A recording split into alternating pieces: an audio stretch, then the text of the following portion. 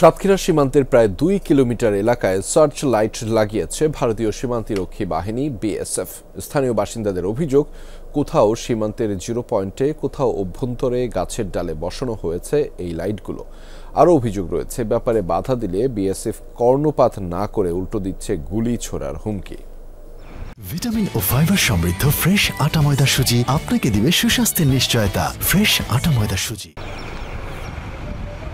ভোমরার লক্ষ্মীদাড়ি সীমান্ত এলাকা, ওপারে ভারতের ঘোজাডাঙ্গা। সীমান্তের প্রায় ২ কিলোমিটার এলাকায় সার্চ লাইট বসিয়েছে বিএসএফ। এখানে ইন্ডিয়ান বিএসএফ এরা সীমান্তের জিরো পয়েন্টে লাইট লাগাইছে। গ্রামের এই মাথা থেকে ওই মাথা পর্যন্ত লাইট দিছে ২০ থেকে ২৫ গজ অন্তর অন্তর। আমরা যে জায়গাটা পাবো ১০ গজের মতো যে ইন্ডিয়ার ভেতরে পাবো, ওরা ওই যে পোস্টটা করিয়েছে ওই পোস্টটা সম্পূর্ণ বাংলাদেশের ভেতরে।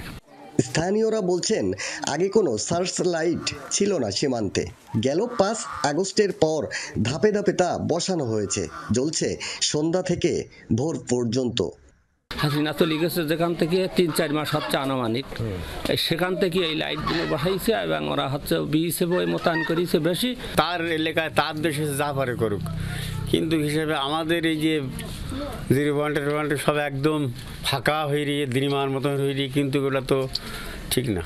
গেল ১১ জানুয়ারি ধান রোপণে বিএসএফ বাধা দিয়েছে বলেও অভিযোগ করেছেন এক কৃষক।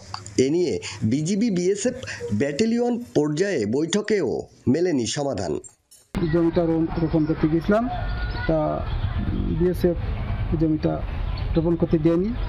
তো আমরা জিজ্ঞাসা করার পরে বললো যে আমাদের উপরে অর্ডার, রোপণ করা যাবে না।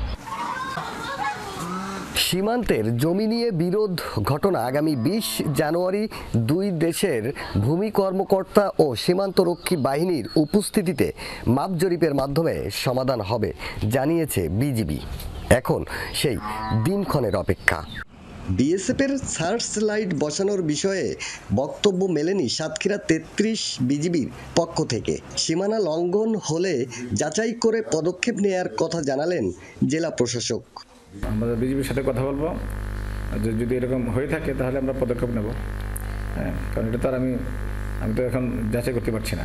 যদি যেটা আন্তর্জাতিক সীমানা বা যে কনভেনশন যেটা আছে, তো ওইটা তো এর বাইরে তো কারো যাওয়ার সুযোগ নেই।